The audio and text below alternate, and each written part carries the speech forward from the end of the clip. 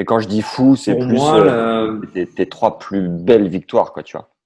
pour moi, les deux victoires, les deux autres seraient certainement les deux victoires contre Federer, qui sont dans deux contextes très différents. Euh, La première, en fait, je le joue à Toronto. Je viens de gagner à Indianapolis. Je joue bien, je me sens bien. Et puis, et en fait, là, je vais affronter déjà le mythe Federer.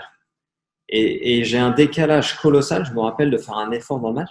Moi, avant le match, je pense que je vais gagner, en fait. Avant le match, j'ai l'impression que je joue tellement bien. Tu vois, ces derniers temps, truc que je me dis, tu vois, c'est rare, hein, parce que moi, j'ai peur. Souvent, tu vois, j'ai fait un livre là-dessus. Donc, je te dis, j'ai peur. Mais c'est un match où j'ai presque pas peur. Je me dis, mais je vois pas de l'arrogance, super bien du fond, je me sens indébordable, je cours partout, je frappe bien des deux côtés, je fais pas de faute. Tu vois, j'ai du mal à imaginer qu'un mec puisse m'exploser Ouais. dans enfin, tu vois, avec ce que pour une fois, je me sens fort. Et je me sens pas souvent fort, mais là, je me sens fort. Et quand j'ai ce feeling-là, j'ai souvent eu raison, tu vois, par rapport à moi-même. Hein. Donc ça, c'est une discussion que j'ai tout seul. Mais je me rappelle de faire l'effort de me dire, ah, putain, tout le monde me dit, c'est Federer, c'est injouable, c'est Federer, c'est injouable, c'est Federer, c'est injouable. Donc, putain, sois prêt à quand même te faire découper. Tu vois, parce que tu le sens pas arriver, mais je le ressens pas en tout cas. Tu vois, Ouais. le danger. Je l'intellectualise, mais je le ressens pas du tout. Et en fait, on va commencer le match. Je rentre sur le terrain. Déjà, il est à côté, et en fait, je le trouve beaucoup plus impressionnant. Tu sais, à côté que quand tu le vois d'habitude à la télé ou machin. Parce qu'en fait, moi, je l'ai pas croisé tant que ça finalement sur le circuit. Je le croise même jamais.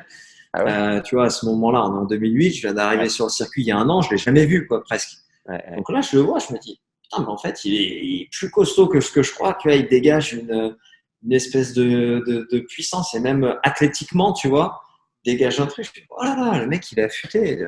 Bon, bref, tu vois, je suis là, je rentre sur le terrain. Gilles Simon, personne ne te connaît, t'as vu, silence de mort. Federer rentre, et là, tu as l'impression que, bah voilà, Jésus qui arrive, salut les gars, tac, un bruit. Il, et tu vois, le mec, il fait ton palmarès, tu viens d'arriver, bon, bah, il a fait une finale à Valence l'année dernière, voilà. Federer, bon, bah là, brrr, ok, c'est bon. Donc là, tu te dis, bon, c'est vrai que là, je suis pas favori, quoi. Il y a un truc, tu commences. Et puis, le match commence.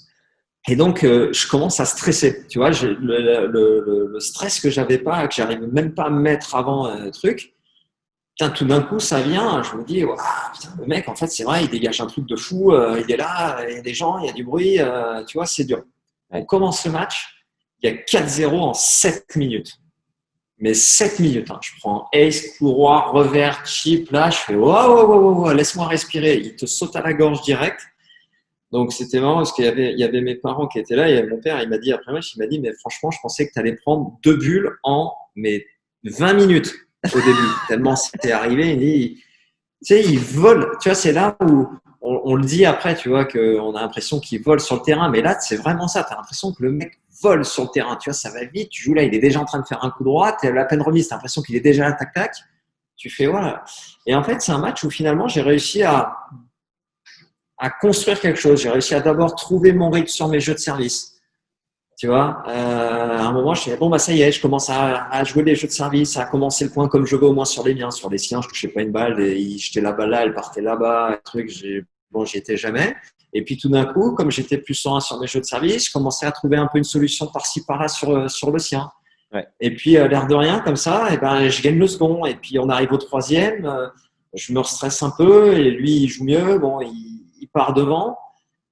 Et il a une balle de break, il a une volée facile, tu vois, il l'empale. Il y a un ou deux trucs comme ça où il rate une volée facile pour se donner break 4-2 ou 5-2, tac. Et puis finalement, je l'amène, je tiens mon truc, 5-4, un bon jeu, 6-4. Et tu vois, je gagne et je me dis, waouh, j'ai gagné. Mais c'est un match qui s'est pas du tout passé comme je l'avais pensé. Et donc, c'était étonnant. Et quand je le rejoue en fin d'année au Masters, donc là, tu l'as battu une fois, j'ai battu Nadal aussi. Mais tu arrives au Masters, tu déroules pas une blinde non plus, quoi. Tu arrives au Masters, ta poule, c'est Roddick, Murray, Federer. Tu fais, waouh, putain, c'est fort.